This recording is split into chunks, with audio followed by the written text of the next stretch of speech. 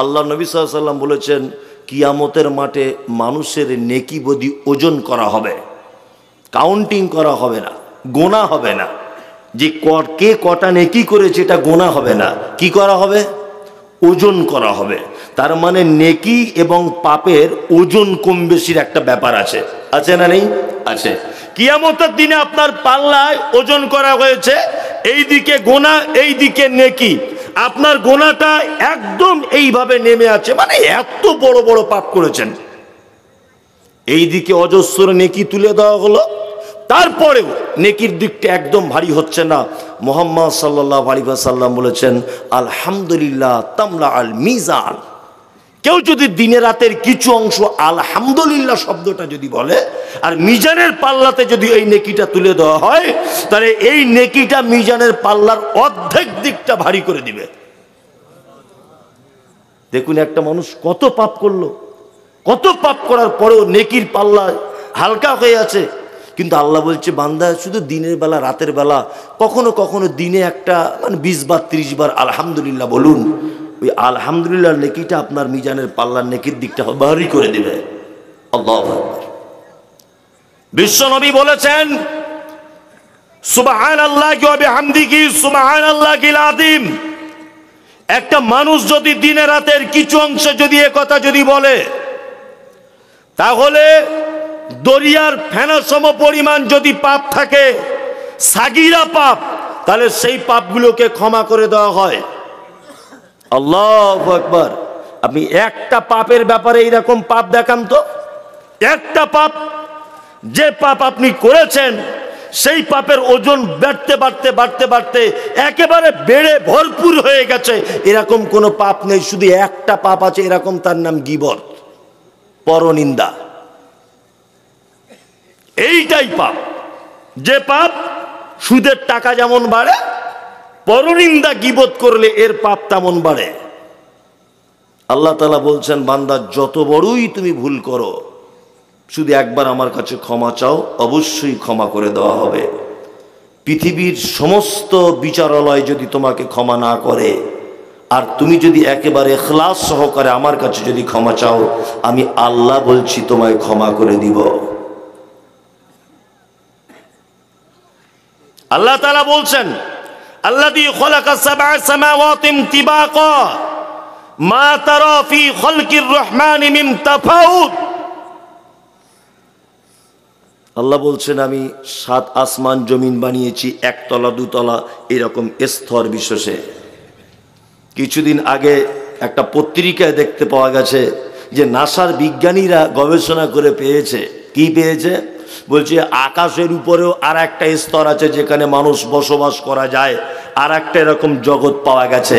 নাসার বিজ্ঞানী বলুক আর বহরমপুরের বিজ্ঞানী প্রমাণ করুক, প্রমাণ হোক আর না হোক, আমরা বিশ্বাস করি কি করি না যে 7 তবক জমিন আর আসমান, প্রমাণ হোক আর না হোক, আল্লাহ বলেছে মানে বিশ্বাস করি কি করি না? করি। আল্লাহ তাআলা বলছেন আমি পৃথিবীতে যা সৃষ্টি করেছি, আমার সৃষ্টিতে কোনো রকমের ভুল নেই। আছে? নেই। কি সৃষ্টি! ঈমান বাড়ছে না? এত নামাজ পড়ছেন, রোজা করছেন, ঈমান বাড়ছে না তো? এই সূরার ভিতরে একদম শেষের দিকে আল্লাহ তাআলা বলছেন আওয়ালাম ইয়ারাউ ইলা তায়রি ফাওকাহুম সাফাতিন ওয়া ইয়াকবিজ মা ইমসিকুহুন্না ইল্লা রহমান। আমার সৃষ্টিতে তো ভুল পাবে না, পাবে না। আমার সৃষ্টি দেখলে তুমি বিস্ময়ে অভিভূত হয়ে যাবে। আল্লাহু আকবার। আমরা অনেক সময় চাষি মানুষ মাঠে যাই, ঠিক সন্ধ্যাবেলার দিকে দেখবেন এক শ্রেণীর বক আছে, বক পাখি আছে না, এই বক পাখি দেখবেন ডালা মেলে উঠতে উঠতে যায় ধানের জমির উপর দিয়ে, 4 বার 5 বার এরকম ডানাটা মেলার পরে এইরকম ভাবে ডানাটা স্থির করে দেয়। দেখেছেন? স্থির করে দিয়ে দেখবেন এরকম হেলতে দুলতে যায়, যায় কি যায় না? স্থির করা দেখেছেন তো? আল্লাহ এই বক পাখির বা অন্য পাখির ডানা স্থির করে আসমানে ভাসমান অবস্থায় থাকা এই দৃশ্যটা কোরআন মাজিদে নোট করে দিয়ে বলছেন আওয়ালাম ইয়ারাউ ইলা তায়রি ফাওকাহুম সাফাতিন ওয়া ইয়াকবিজ মা ইমসিকুহুন্না ইল্লা রহমান। মানুষ, আমার সৃষ্টি পক্ষীকুলের দিকে কি তোমরা তাকিয়ে দেখো না? তারা ভাসমান অবস্থায় যখন আসমানের ফাঁকা জমিন এবং আসমানের মধ্যবর্তী স্তরে তারা যখন ডানাকে সম্প্রসারিত করে এইভাবে স্থির করে তারা যখন ঘুরতে থাকে, বেড়াতে থাকে, কে তাদেরকে ঝুলিয়ে রাখে? আল্লাহ বলছে ইল্লার রহমান।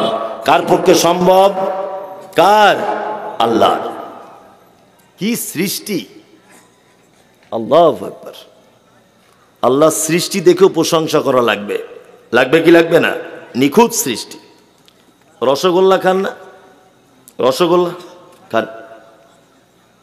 রসগোল্লা খায়, আর বিয়ে বাড়িতে খেলে তো মোটামুটি একদম এই পর্যন্ত, ফ্রিতে পেলে তো আরো বেশি, কিনে কম খায়। তা রসগোল্লা খেয়েছে একটা লোক, খেয়ে এতটুকু বলবে সাংঘাতিক স্বাদ, এতটুকু বলবে।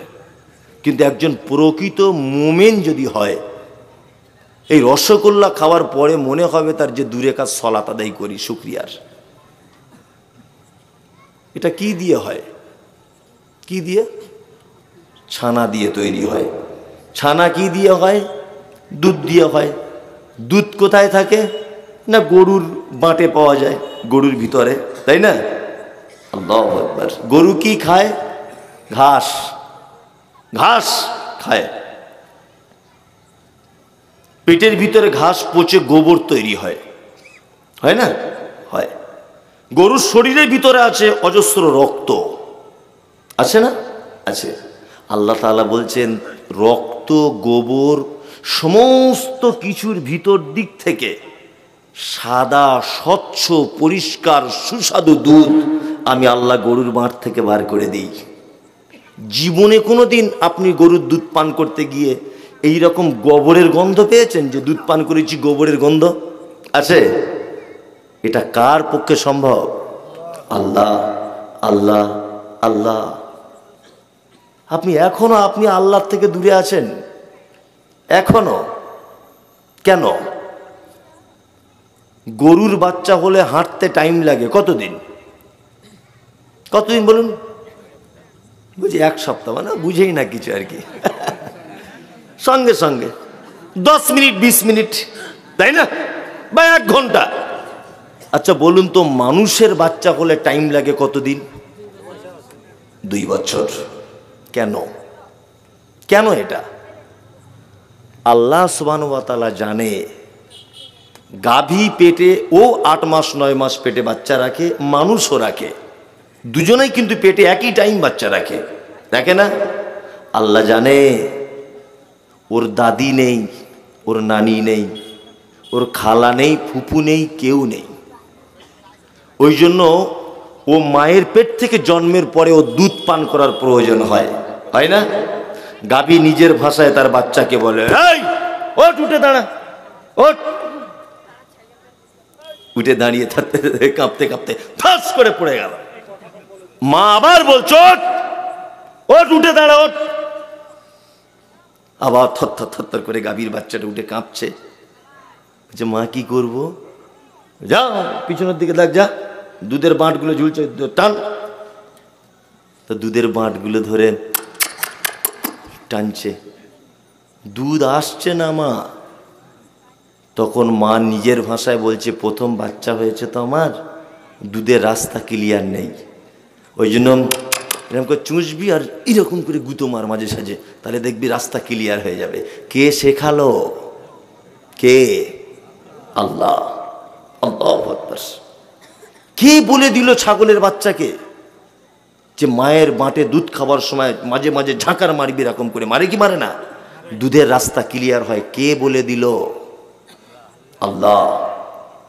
মানুষের বাচ্চার টাইম লাগলো 2 বছর। কারণ কি? আল্লাহ বলছেন খালাকাল ইনসানা ফি আহসানি তাকবীম। মানুষকে যে আমি তৈরি করেছি বড় আদর করে, খুব ভালোবেসে বানিয়েছি ওকে আমি। আল্লাহ বলছে ওর পা যদি সাথে সাথে যদি রেডি করে দিই, তাহলে নানির কোলের যে কি স্বাদ, ও বঞ্চিত হয়ে যাবে। দাদুর কাঁধে চাপার যে কি স্বাদ, ও বঞ্চিত হয়ে যাবে।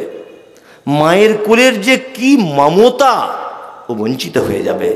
এই জন্য আমি আল্লাহ মামার কোল চাপিয়ে, নানির কোল চাপিয়ে, মায়ের কোল চাপিয়ে, বোনের কোল চাপিয়ে আমি আস্তে আস্তে করে ভালোবাসা দিয়ে দোলনাতে দুলিয়ে মায়ের দুধ পান করে তবে তোমাকে পা রেডি করে দিয়েছি। আল্লাহু আকবার। আল্লাহ বলছেন যে এই রকম সৃষ্টিগুলো দেখো কি তোমরা আমার দিকে তাকাচ্ছ না, আমাকে চিনতে পারছো না? আল্লাহ বলছেন খলাকাল ইনসানা ফি আহসানি তাকবীম, মানুষকে করেছি পৃথিবীর সবথেকে সুন্দর করে। আল্লাহু আকবার। আল্লাহ তাআলা পবিত্র আল কোরআনে এই কথাগুলো সব নোট করেছেন। আমি হয়তো বলছি বলে এই যে দুধের ব্যাপারটা বললাম, এই ব্যাপারগুলো কি কোরআনে নেই? কোরআনে আছে। আমি ওটা বাংলায় গল্প ছলে আপনাকে বোঝালাম। ফাবিআইয়ি আলাই রাব্বিকুমা তুকাজ্জিবান, সূরা আর রহমানে দুটো একটা আয়াত পরে পরে, প্রত্যেক আয়াত পরে পরেই বলা হচ্ছে। আল্লাহ বলছে তোমরা আমার কোন কোন নিয়ামতকে অস্বীকার করছো বলো, কোন কোন নিয়ামতকে অস্বীকার করছো? বারবার বলছে কোন কোন নিয়ামত বলো। পৃথিবীতে মানুষের থেকে আশ্চর্য সৃষ্টি আর কোন সৃষ্টি নেই।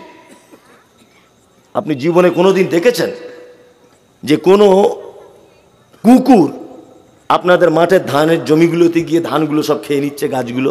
দেখেছেন? দেখেছেন? দেখেননি। ও তৃণভোজী প্রাণী নয়, ও মাংসাশী প্রাণী, ও মাংস খায়। এখন মাংস কেউ ফেলে না বলে খায় না, নোংরা ঝোংরা খায়, কিন্তু অ্যাকচুয়ালি ও মাংসাশী প্রাণী। আপনি জীবনে কোনো গরুকে গোশ দিয়ে ভাত মেখে দেন তো খাবে? খাবে না। ও মাংসাশী প্রাণী নয়, ও তৃণভোজী প্রাণী, ও সবুজ জিনিস খাবে। যদি ওকে মাংস জোর করে খাইয়ে যদি দেওয়া হয়, পাতলা পায়খানা করে করে দবা ছাড়া যাবে। গরু জোর করে ওকে মাংস মাছ ভাত খাবান, পাতলা পায়খানা, ওর পাকস্থলী হজম করতে পারে না। পৃথিবীতে একটা মাত্র প্রাণী আছে যার পাকস্থলীর এত পাওয়ার, এত পাওয়ার। গোশ দিবেন, মাংস দিবেন, সবজি দিবেন, আদা রসুন যা খাবে ওর পাকস্থলীর সমস্ত কিছু হজম করে নিচের দিক দিয়ে বার করে দিতে পারবে। পৃথিবীতে এরকম আশ্চর্য আর কোনো প্রাণী নেই। আচ্ছা বলুন, নেই। গরু নির্দিষ্ট একটা খাদ্যের উপরে নির্ভর করে, বাঘ নির্দিষ্ট একটা খাদ্যের উপরে নির্ভর করে। পৃথিবীতে একটা আশ্চর্য প্রাণী আছে, তার নাম মানুষ। সমস্ত কিছু খেয়ে হজম করার ক্ষমতা রাখে। আপনি কি কখনো এগুলো ভাবেন না যে গরু যেগুলোতে খায়, এই বিচুলি বলে আমাদের ওখানে, আপনাদের কি বলে? খড়, খড়, তাই না? খড়। আচ্ছা, খড় আপনি বাড়িতে কুচিয়ে কুচিয়ে কুচিয়ে কুচিয়ে মোটামুটি 5-7 ঘন্টা একভাবে গরম পানিতে ফোটান তো দেখি, গোবরের মতো নরম করতে পারবেন? কখনোই সম্ভব নয়, কখনোই নয়। কিন্তু গরু যখন খায়, চিবিয়ে আগে ঢুকিয়ে নেয়, তারপরে আবার বসে বসে আনমনে কি বলে জাবর কাটে, তাই তো? আবার জাবর কেটে কেটে ভিতরে ঢোকায়। 15-20 মিনিট পরে দেখবেন ওটা গোবর হয়ে বার হয়ে আসছে। কত গরমের প্রয়োজন ওটা গলাতে গেলে, কত গরমের প্রয়োজন। গরুর গোশত আপনি আগুনে দিয়ে ফোটান, ওকে আপনি 10 ঘন্টা ধরে ফোটান, জীবনে ফুটিয়ে ফুটিয়ে পায়খানার মতো করতে পারবেন না। পারবেন? পারবেন না। একটা মানুষ খেয়ে নিল, 2 ঘন্টা পরে সেটাকে একদম গলিয়ে পচিয়ে পায়খানা করে তার মলদাল দিয়ে বার করে দিচ্ছে। দিচ্ছে কি দিচ্ছে না? আপনি এগুলো হাসছেন দাঁত বার করে, এগুলো তো হাসার কথা নয়। আপনি হাসছেন মানে আপনার মলদার দিয়ে ওটা পচিয়ে বার করে দেওয়া হচ্ছে। কত গরমের প্রয়োজন। আবার এত গরম ভিতরে আছে যে আপনার চামড়া কই পুড়ে যায় না, নাড়ি ভুড়ি কই পুড়িয়ে সিদ্ধ হয়ে যাচ্ছে না? তো যাচ্ছে, যাচ্ছে না। কে ভাবাবে এগুলো? নাস্তিক যারা বলছে না যে আমরা নাস্তিক, আমরা আল্লাহ টাল্লাহ কিছু বিশ্বাস করি না, আসলে গরু, ও নাস্তিক নয়, একেবারে গরু। আচ্ছা, এখানে শিক্ষিত মানুষ যারা আছেন, এটা আমার জানা আছে যে বেলডাঙ্গা এলাকা খুব শিক্ষিত মানুষ। এখানে অনেক সিনিয়র মাদ্রাসা, অনেক নিজামিয়া মাদ্রাসা, অনেক স্কুল, অনেক মিশন, অনেক একাডেমি এখানে ভরপুর। সারা মুর্শিদাবাদ জেলার একটা ইম্পর্টেন্ট জায়গা বেলডাঙ্গা। এখানকার মানুষ পরেশগারিতার দিক দিয়ে আলহামদুলিল্লাহ অনেক ভালো। আমি তো অন্যান্য জায়গায় যাই, তার মধ্যে বেলডাঙ্গা আমার খুব পছন্দনীয় জায়গা। আপনারা বলুন, আমি মমতাজুল ইসলাম, আমি বিরিয়ানি খাচ্ছি, বিরিয়ানি। আচ্ছা বলুন তো, আমি যখন বিরিয়ানি খাচ্ছি, এই বিরিয়ানির পিছনে একজন রাঁধুনি আছে না নেই? আছে। তার মানে বোঝা যাচ্ছে কর্ম থাকলে কর্তা থাকবে, কর্তা ছাড়া কর্ম হয় না। আমি এখন একটা গান শুনছি, খুব ভালো মিষ্টি সুর।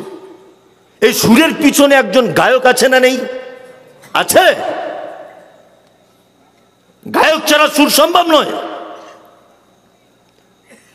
যারা বলছে আমরা নাস্তিক, কিছু বিশ্বাস করি না, এই যে প্রত্যেক দিন সূর্য উঠে আবার ডুবে যাচ্ছে, প্রত্যেক দিন নির্দিষ্ট টাইমে নির্দিষ্ট রাস্তাতে চলে নির্দিষ্ট জায়গা ডুবে চলে যাচ্ছে, আবার আমাদের কাছ থেকে অদৃশ্য হয়ে যাচ্ছে, এটা একটা কাজ কি কাজ নয়? কাজ তো কাজ। আপনি ঘুমান, ঘুমানোটা একটা কাজ, আপনাকে তুলে দিতে হবে ঠিক টাইমে, এটাও একটা কাজ। কাজ নয়? কাজ। এই যে চোখের ভিতরে চোখটা এরকম এরকম বারবার করছে, করে না আমাদের চোখ? কেন? রাস্তাঘাটে চলতে গিয়ে যত ধুলোবালি চোখের ভিতরে পড়ে, অটোমেটিক এ কি করে? ক্লিয়ার করে, পরিষ্কার পরিচ্ছন্ন কাজের অটোমেটিক পরিষ্কার পরিচ্ছন্ন করছে। তাহলে এর একটা কাজ করছে, তো তাহলে এর পিছনে একটা কর্তা থাকবে কি থাকবে না? থাকবে। তিনি কে? আল্লাহ। যারা বলছে নাস্তিক, আসলে নাস্তিক বলে কিছু নেই, ওরা সব গরু। বলছে নাস্তিক। আল্লাহ সুবহানাহু ওয়া তাআলা পবিত্র আল কোরআনে বলছেন, আল্লাযী খালাকা সাবআ সামাওয়াতিন তিবাকা। এই যে আসমানটা তোমরা দেখতে পাও, এই আসমানটা একতলা দুতলা এইরকম স্তরে স্তরে আমি আল্লাহ সুবহানাহু ওয়া তাআলা তৈরি করেছি। মা তারা ফি খালকির রহমান মিন তাফাউত। আল্লাহ বলছেন যে রহমান আল্লাহ সৃষ্টিতে তোমরা কোন রকমের কি ত্রুটি পাও? আল্লাহ সৃষ্টিতে কোনো ত্রুটি আছে? কোনো ত্রুটি নাই। আল্লাহ সুবহানাহু ওয়া তাআলা তারপরে বলছেন ফারজিল বাশার, একবারে যদি তোমার দেখে মন যদি না ভরে, তোমার দৃষ্টিটা আবার দ্বিতীয়বার তার দিকে দেখো। আল্লাহ তাআলা বলছেন হাল তারা মিন ফুতুর, তোমার দৃষ্টি আবার তোমার কাছেই চলে আসবে, লজ্জিত হয়ে অপমানিত হয়ে তোমার কাছে রিটার্ন করবে, কিন্তু আমার সৃষ্টির কোনো ভুল দেখতে পাবে না। আল্লাহ তাআলা তারপরে বলছেন সুম্মারজিল বাশার কাররাতাইন ইয়ানকালিব ইলাইকাল বাসারু খাশিয়াম ওয়া হাসির, আবার তুমি ফিরে দেখো আমার কোন সৃষ্টির দিকে, কোথাও আমার ভুল আছে কিনা। আল্লাহ পবিত্র আল কোরআনে যা কিছু বলেছেন আর পৃথিবীতে যা কিছু সৃষ্টি করেছেন, এতে কোনো রকমের ভুল আপনার চোখে ঠেকছে? কোনো রকমের ঠেকছে? ঠেকছে না, কোনো ভুল নেই। কিছুদিন আগে আপনাকে একটা কথা বলছি, কিছুদিন আগে এই বেরাদার রাহুলের সঙ্গে একটা বাংলাদেশের একটা নাস্তিকের একটা ডিবেট হয়েছিল, দেখেছেন এটা আপনার সোশ্যাল মিডিয়াতে? আপনাদের মুর্শিদাবাদ জলঙ্গির ছেলে, জলঙ্গির, যে আল্লাহ নবী সাল্লাল্লাহু আলাইহি ওয়াসাল্লাম লোক ভালো ছিলেন না, নাউজুবিল্লাহ। কেন ভালো ছিলেন না? না, আম্মাজান আয়েশা সিদ্দিকা রাদিয়াল্লাহু তাআলা আনহাকে 6 বছর বয়সে বিয়ে করেছেন, এই জন্য লোক ভালো নয়। আর নবী মুহাম্মদ সাল্লাল্লাহু আলাইহি ওয়াসাল্লাম আরো খারাপ লোক ছিলেন, ওদিকে খাদিজাকে বুড়ো বয়সে বিয়ে করেছেন। এইসব নানান কথাবার্তা নিয়ে মন্তব্য করছিল না? করছিল। মানে আপনি আল্লাহর কোথায় ভুল ধরবেন বলুন তো? একটা মানুষ যদি আল্লাহর কোনো বিষয়ে ভুল ধরতে যান, আচ্ছা বলুন, খাদিজাকে আল্লাহ নবী সাল্লাল্লাহু আলাইহি ওয়াসাল্লাম বিবাহ করেছিলেন, আয়েশাকে বিবাহ করেছিলেন, এটা আল্লাহর অর্ডার ছিল কি ছিল না? হ্যাঁ ছিল। তাহলে আল্লাহ কাজটা করিয়েছেন, তাই তো? আপনাকে এবার আমি একটা কথা বলি, দেখুন আমি মমতাজুল ইসলাম, আমার বয়স এখন 20 বছর ধরে নেন, 20 বছর। তা আমার এই 20 বছর বয়সে আমার যদি পরামর্শদাতা হিসাবে যদি কাউকে নির্বাচন করা হয় যে আমার প্রত্যেক কাজে পরামর্শ দেবে, আচ্ছা বলুন তো সেই লোকটার কত বছর বয়স হওয়া উচিত বলে মনে হয়? আমার থেকে জুনিয়র হবে না সিনিয়র হবে? সিনিয়র হবে, কারণ আমার এখন অল্প বয়স, আমার অনেক কাজে ভুল ত্রুটি হতে পারে, তাই না? তাহলে একটা বয়স্ক লোক যদি হয় তাহলে আমাকে ভালো উপযুক্ত শিক্ষা দেবে। মুহাম্মদ সাল্লাল্লাহু আলাইহি ওয়াসাল্লামের হাতে দ্বীনের স্টিয়ারিং ধরিয়ে দেওয়া হলো, তিনি নবী হলেন, নবুয়তি পেলেন। ভালো করে বোঝার চেষ্টা করুন। মক্কার বেঈমান মুশরিকরা মারাত্মক প্রশ্নের সম্মুখীন করছে, নবীজিকে মারছেন, গালাগালি করছেন, যেদিকে যাচ্ছেন অপমান করছেন। আল্লাহ সুবহানাহু ওয়া তাআলা পিছনে একটা গাইড দেওয়ার জন্য লোক ফিট করলেন, তার নাম খাদিজাতুল কুবরা রাদিয়াল্লাহু তাআলা আনহা। বয়সে 15 বছরের বড়, 15 বছরের। আমার গাড়ি যে চালায় ওর আর আমার একই বয়স, একই। ও আমার থেকে 2-1 বছরের সিনিয়র। তার রাস্তাতে যদি কেউ সাইড না দেয় তো ও বলে মারবো গিয়ে এক ঘুষি ওকে। আমি তখন আবার বলি সত্যি চল দেখি, গিয়ে মারলেই ভালো হয়। ভালো করে বুঝবেন। কিন্তু আমার গাড়িতে যদি আমার আব্বা বসে থাকে তাহলে আমার ড্রাইভারকে বলবে না বাবু ঝগড়া ঝামেলা করো না, রাস্তাঘাটের ব্যাপার, অপরিচিত জায়গা মারতে পারে। এটা বলবে কি বলবে না? বলবে। মুহাম্মদ সাল্লাল্লাহু আলাইহি ওয়াসাল্লামকে যখন মারাত্মকভাবে অপমান, গালাগালি, এটা ওটা করা হচ্ছে, যদি একটা ইয়াং মেয়েকে নবীজির বিবাহিত জীবনের সঙ্গিনী হিসাবে করে দেওয়া হয় তাহলে সেও তেতে গিয়ে বলবে আরে তোমাকে গাল দিচ্ছে তুমিও দাও। ওই জন্য আল্লাহ তাআলা একটা কৌশল অবলম্বন করলেন যে এর থেকেও যেন মেয়েটার বয়স কিছু বেশি হয়, তাহলে সুবুদ্ধি দিতে পারবে কে। আমার 2, আয়েশাকে বিবাহ করলেন। আয়েশাকে একদম অল্প বয়সে, আল্লাহ নবী সাল্লাল্লাহু আলাইহি ওয়াসাল্লামের একদম বয়স শেষ, একেবারেই শেষ পর্যায়ে বিবাহ করলেন আয়েশাকে। কারণ একটা মানুষ যখন পৃথিবী থেকে বিদায় হওয়ার সময় এসে যায় তার বুদ্ধি লোপ পায়, বুদ্ধি কমে যায়, আস্তে আস্তে কমে না? স্মরণ শক্তি কমে যায়, যায় কি যায় না? যায়। আল্লাহ তাআলা জানেন যে পৃথিবী থেকে নবীকে তুলে নেওয়া হবে, কিন্তু এরপরে ইসলামের প্রতিটা বিধিবিধান মানুষ জানতে চাইবে। এই স্মৃতিতে ধরে রাখতে পারবে একজন অল্প বয়স্কা মেয়ে। আয়েশাকে নির্বাচন করলেন। আল্লাহু আকবার। এগুলো সব রণকৌশল। পৃথিবীতে কোনো রকমের আল্লাহ সুবহানাহু ওয়া তাআলা সৃষ্টিতে বা কোনো কাজে কোনো রকমের ভুল নেই। বলছে মুসলমানরা কত বড় বদমাইশ। তো বলছে কেন? বলছে এই যে 4টে বিয়ে করার কথা আছে ইসলামে, এদের সব 4টে করে বউ। বলে কি বলে না? বলে আসলে যারা এগুলোকে বলছে এগুলো ভুল নয়। আল্লাহ সুবহানাহু ওয়া তাআলা যে পদ্ধতিতে বিচার করেছেন বা এখানে ফয়সালা দিয়েছেন, এটা যদি একটু ব্যাখ্যা বিশ্লেষণ করা যায় আপনি অবাক হয়ে যাবেন যে পদ্ধতি কেন, কেন এ পদ্ধতি। ইসলামে 4টে বিবাহ করার অনুমোদন আছে শর্ত সাপেক্ষে। কি বললাম বুঝলেন না? হুকুম নেই যে করতেই হবে, এরকম হুকুম নেই। কেউ প্রয়োজন বুঝলে করলে করতে পারে, তাই তো? একসঙ্গে 2টো স্ত্রী রাখতে পারে প্রয়োজন হলে। একটা স্ত্রী অসুস্থ, বাচ্চা দিতে পারছে না, সে আর একটা বিয়ে করবে, অসুবিধা কিছু নেই, আছে? নেই। কিন্তু আমাদের তো বর্তমানে যে বিয়ে করার ও অন্য কোনো সুন্নত মানে না, বিয়ে করা সুন্নত মানা খুব পটু। 3-4টে বিয়ে করে মালদা একটা, মুর্শিদাবাদ একটা, ওই রাজমিস্ত্রি কাজ করতে গিয়েছিল মেদিনীপুরে, ওখানে একটা রেখে এসেছে। বলছে আরে মৌলভী সাহেব তোমরা যত টাকাই কামাও সুন্নত মানতে পারবে না। আমি মেনেছি বাপের বেটা, এই খ্যাপা, এরকম নয়। আল্লাহ তাআলা এই পদ্ধতি কেন দিলেন? একটা পুরুষকে বাঁচিয়েছেন, একটা নারীকে বাঁচিয়েছেন। এর ব্যাখ্যা বিশ্লেষণ যদি যান আপনি অবাক হয়ে যাবেন, একেবারেই অবাক যে সত্যি তো এটা তাই। একটা পুরুষ মানুষ একটা নারীর সংস্পর্শে ছাড়া কতদিন পর্যন্ত থাকতে পারে? 10 দিন, 20 দিন, 1 মাস থাকতে পারে। তার বেশি তার স্ত্রীকে ছাড়া সে থাকতে পারবে না। পারবে বলুন? পারবে না। একটা মহিলা পেটে বাচ্চা চলে এসেছে, তার ডাক্তাররা তো এখন 4 মাস থেকে বলছে স্বামীর কাছে থাকবে না তুমি, বাচ্চার ক্ষতি হতে পারে। এগুলো লজ্জা নয়, আপনি হাসবেন না। বাচ্চার ক্ষতি হতে পারে, তুমি স্বামীর কাছে থাকবে না। তাহলে বাচ্চা ডেলিভারি হবে কত দিনে? 8 মাসে। তাহলে 8 মাস স্বামীকে ছাড়া ওকে থাকতে হবে। বাচ্চা হওয়ার পরে এখন তো সিজারে, আরো 3 মাস।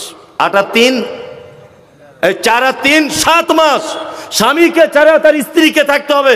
আচ্ছা বলুন, যদি এই লোকটা তার স্ত্রীকে ছাড়া এই 8 থেকে 10 মাস আলাদা থাকে, একটা পুরুষ মানুষের পক্ষে নিজেকে কন্ট্রোল করে ধরে রাখা এটা সম্ভব না অসম্ভব?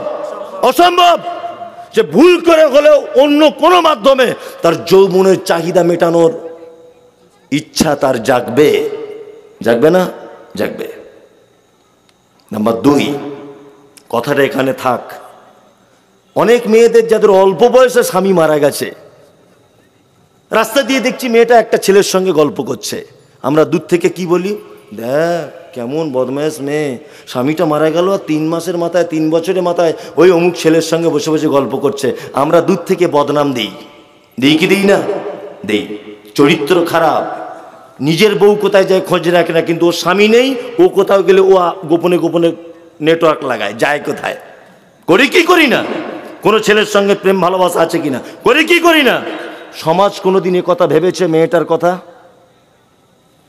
হ্যাঁ, যে ওকে একটা ভালো পাত্র দেখে বিবাহ দেওয়া হোক, ও 3টে ছেলে মেয়ে আছে, আপনি আমি কোনোদিন ভেবেছি বলুন যে ওকে আমার স্ত্রী হিসাবে যদি রাখি বাচ্চাগুলো মানুষ হবে আর ও নিজের হেফাজতে থাকবে?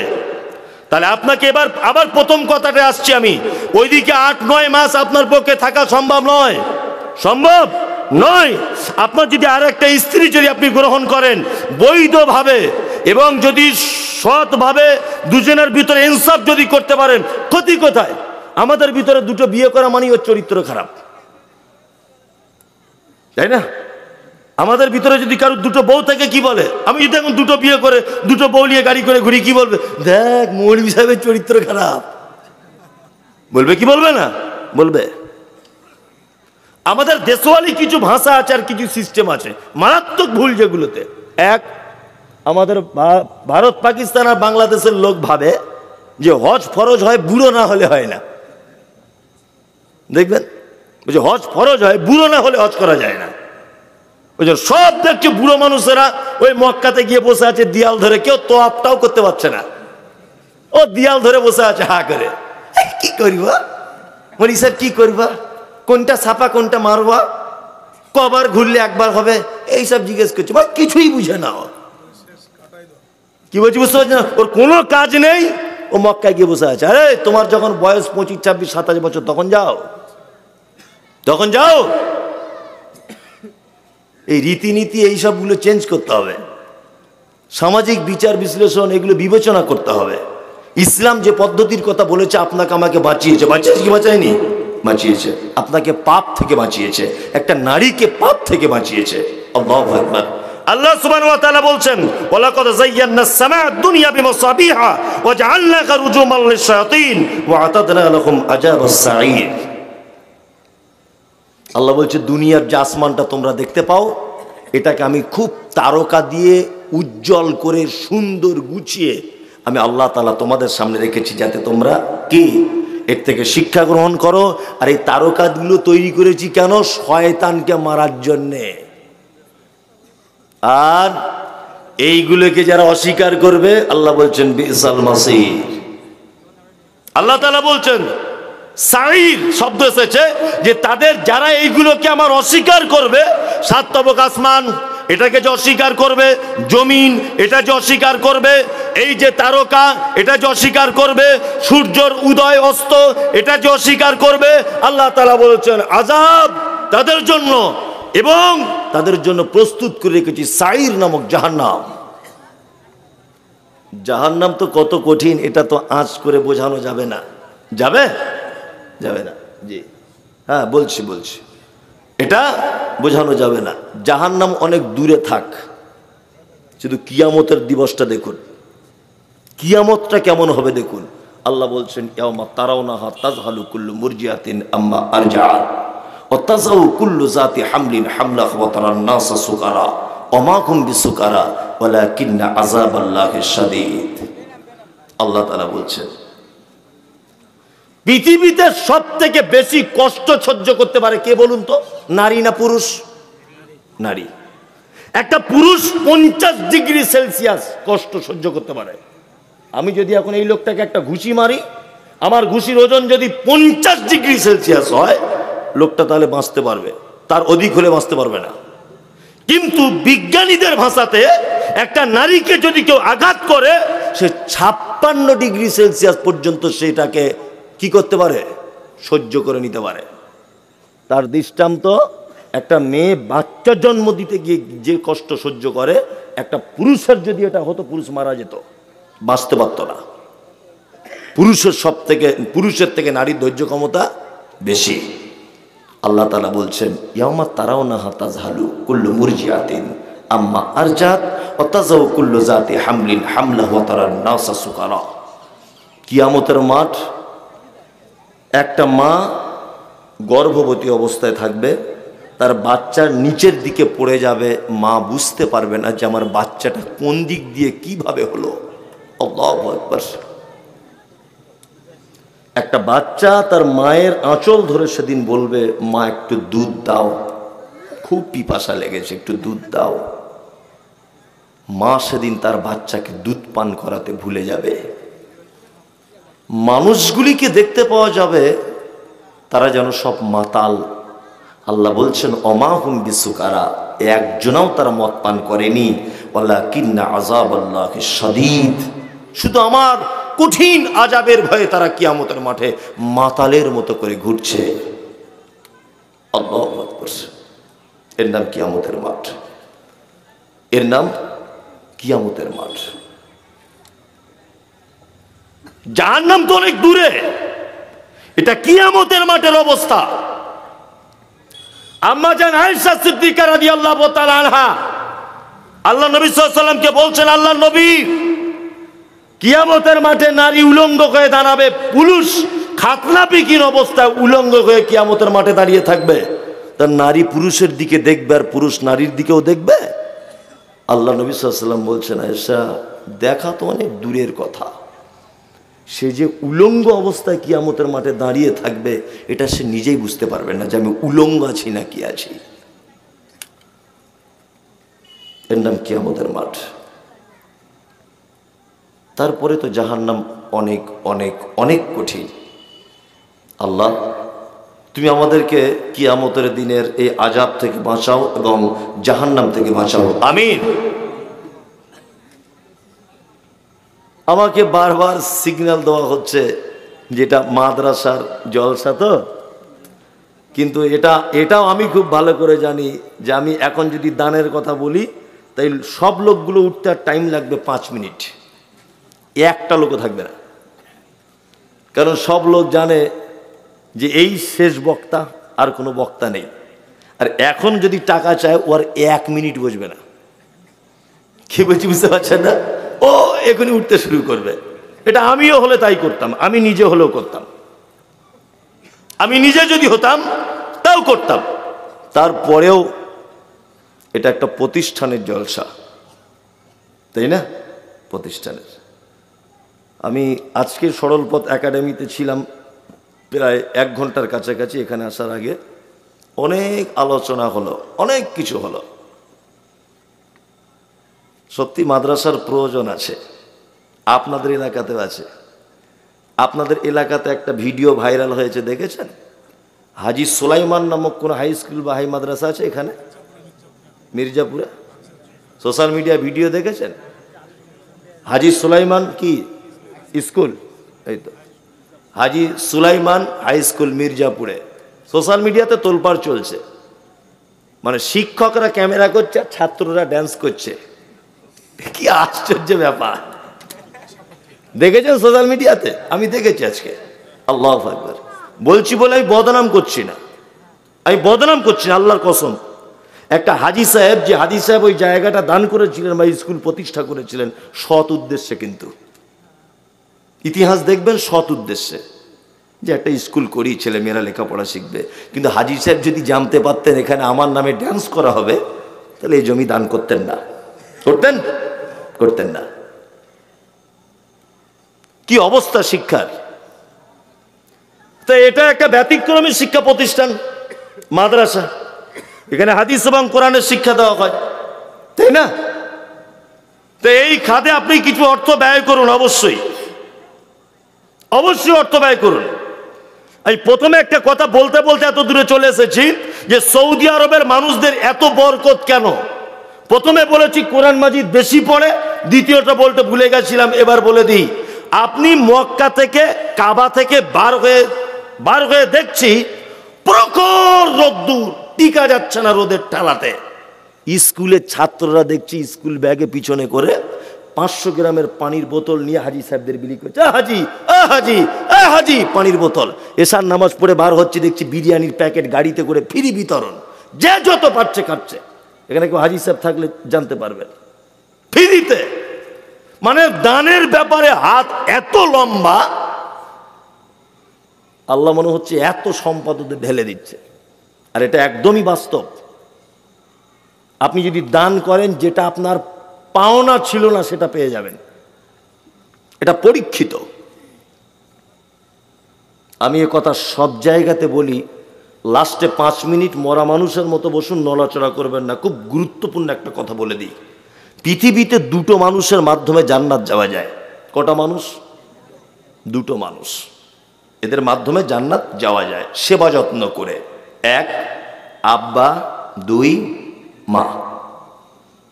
এদের সেবা যত্ন করলে জান্নাত যাওয়া যায়।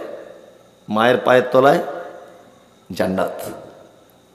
খুব বেশি করে সেবা করবেন। করেন তো? এলাকার মানুষ করেন তো? করেন না? যারা পারে তারা করে, বলছে যারা পারে তারা করে, আলহামদুলিল্লাহ ভালো। তবে বেশিরভাগই করে না, তাই না? বেশিরভাগই করে না, অবহেলা, তুচ্ছ তাচ্ছিল্য করছে। কি করছে না? করছে।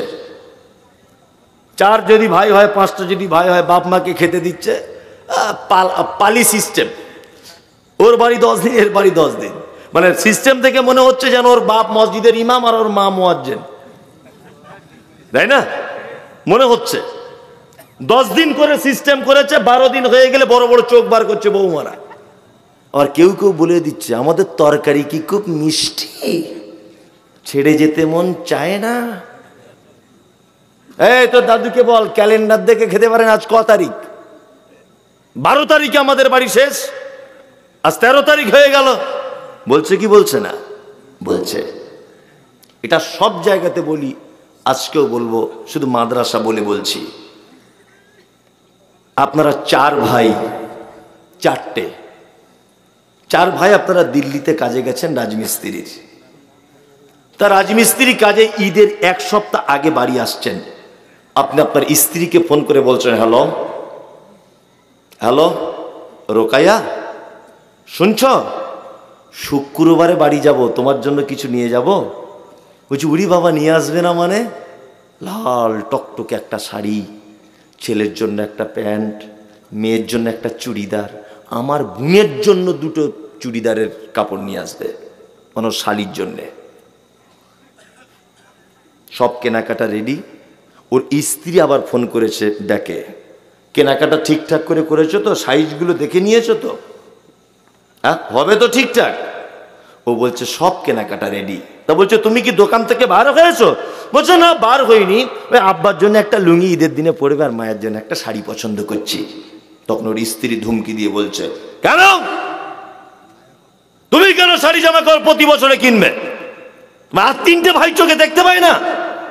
বাড়ি চলে এসো, কিনতে হবে না, তোমার যা কেনাকাটা হয়েছে হয়ে যাবে, আমাদের চলে এসো। 4 ভাই, তাদের বউ এরকম হুমকি দেওয়ার কারণে 4 জনাই বাড়ি চলে এসেছে।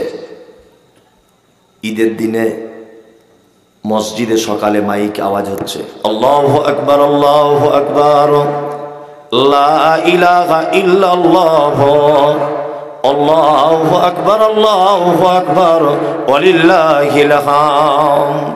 হয় না? সবাই নতুন জামা পরে ঈদগাহে যাচ্ছে।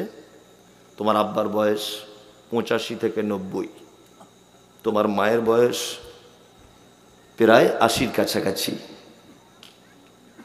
তোমাদের 4 ভাইয়ের 2 তলা বাড়ি, তো তোমার মা সিঁড়ি দিয়ে উঠতে পারে না বলে 4 ভাই যুক্তি করে ছোট ভাইয়ের সিঁড়ির তলাতে মশারি টাঙিয়ে তোমার মাকে রেখে দিয়েছে। তোমার মা একটু চোখে কম দেখে।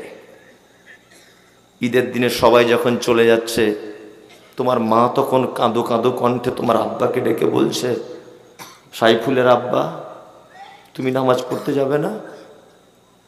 বলতে, যাবো তো, কিন্তু জামাটা খুঁজে পাচ্ছি না, কোথায় আছে। তোমার মা মশারির ভিতর থেকে আস্তে আস্তে আস্তে আস্তে করে বার হয়ে পুরাতন বাক্সতে গত বছরের একটা পাঞ্জাবি ছিল, বার করে দিয়ে বলেছে, তুমি যাও। হাতে লাঠি নিয়ে আস্তে আস্তে করে তোমার আব্বা ঈদগাহ পর্যন্ত গেল। নামাজ পড়া শেষ হয়ে গেল, তুমি ছেলে মেয়ে নিয়ে বাড়িতে খাসির মাংস, পোলাও, বিরিয়ানি করে খাচ্ছ।